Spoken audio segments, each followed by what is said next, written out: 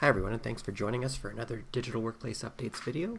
My name's David with To Lead, and we're going to share a few updates from the last month. To Lead is a remote-first company based out of Canada. What makes a world-class Microsoft 365 intranet and digital workplace? I think the biggest update I can share here is Ignite. Microsoft's biggest conference of the year is next week. If you haven't registered, I'd encourage you to do so. It's a really great event. It's free, it's online and remote this year again, so there's really no reason to avoid registering. And I think you'll see a lot of great insights into the vision and roadmap for some of these key products going forward into the next year or two. And I love that you can go back to a lot of these recordings later, kind of when it suits you, when you have time. You don't necessarily have to be there live. So definitely take advantage of this next week, and we'll definitely be doing some unpacking videos of some of the best announcements following Ignite. Now there are a couple updates in the context of SharePoint I'd like to share, and the first one is related to the app bar. And I think a lot of clients we've talked to were actually temporarily disabling the app bar while they were figuring out the best strategy, the best way to effectively utilize this given the state it's in today. And many were concerned that the October 31st deadline was too close, had not had enough time, and really were hoping for a bit more configurability and extendability of the app bar before they launched it. And I think we were hoping, we had our fingers crossed that this would happen, that the extension would come, but we were getting pretty close to the deadline. It was nice to see this week that this came through, and they've extended that temporary disabling until the end of March. So that's a lot more time. It's great to see, and we'll see what happens between now and then, and whether there's a lot more we can do with the app bar and perhaps a little bit more configurability. Moving ahead, I think one big announcement that was intriguing to many I saw on social networks was the idea of private drafts in SharePoint.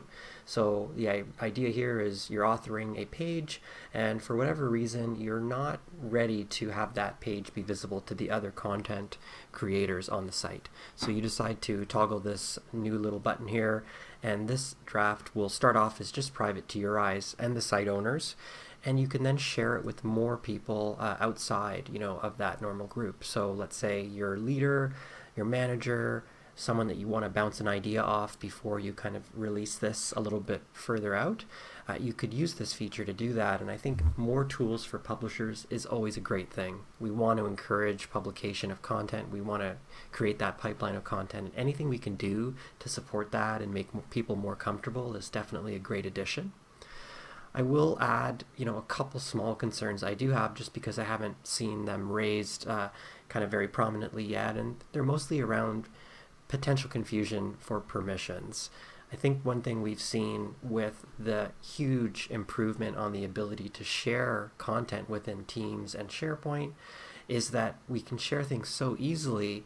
We can create these links at the click of a button now, but we don't always have clear insight into what that may be doing to the security model itself, right?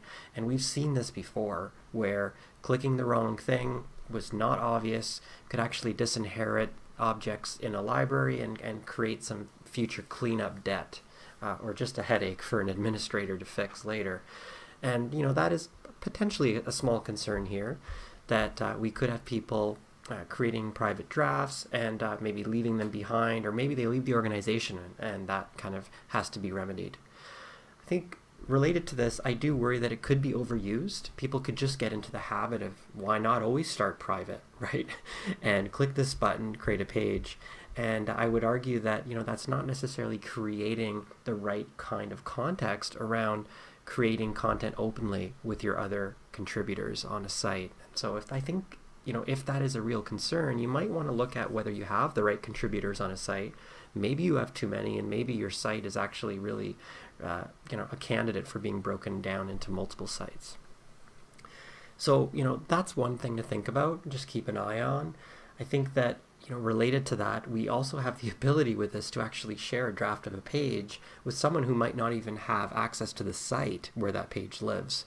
So while it's being drafted and you're doing that privately, they could see something and then give you some feedback. But once you publish it, it sounds like that's actually going to re-inherit that page to the original permission model, and that person or those people would actually now lose access to the page.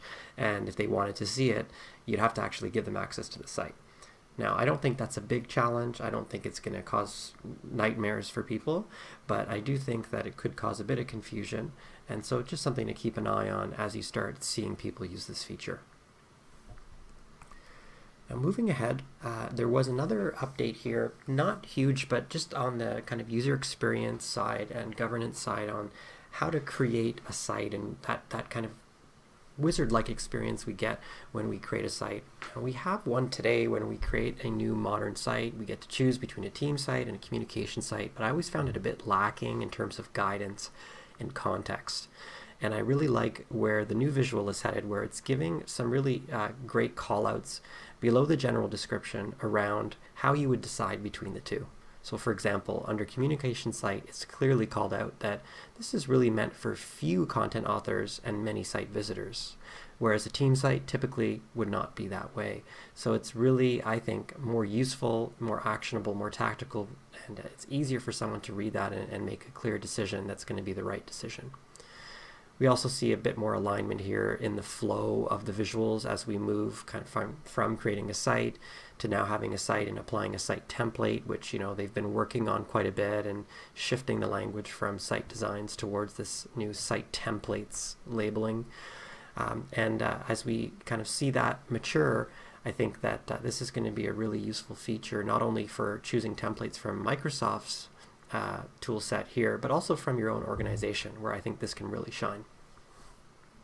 Now, because we're a little bit light on updates this month, I'll sneak in another one about one of my favorite little utilities, which is Microsoft Power Toys. If you haven't heard of it, definitely check it out.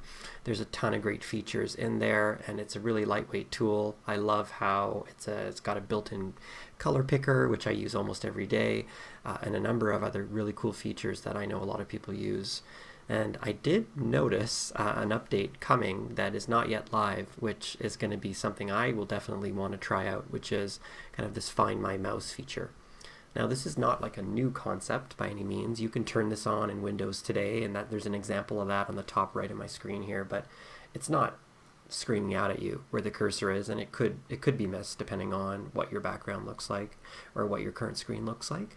So I like this much more prominent take of that in the bottom here that Power Toys is going to release. It looks like in the next version, and I find it could just be me, but I find that especially when I'm presenting, I do sometimes lose where my cursor is, and I don't know if it's just the way I set up my screen. There's something about the way that sharing your screen affects the cursor, or if I'm just doing something silly. But I know that also as people are upgrading their setups and increasing the number of monitors they have and moving towards sometimes these super wide, super high resolution monitors, this could be something that would be more and more prevalent for people. So I'm looking forward to trying this out, and definitely give it a try if you haven't seen this tool yet.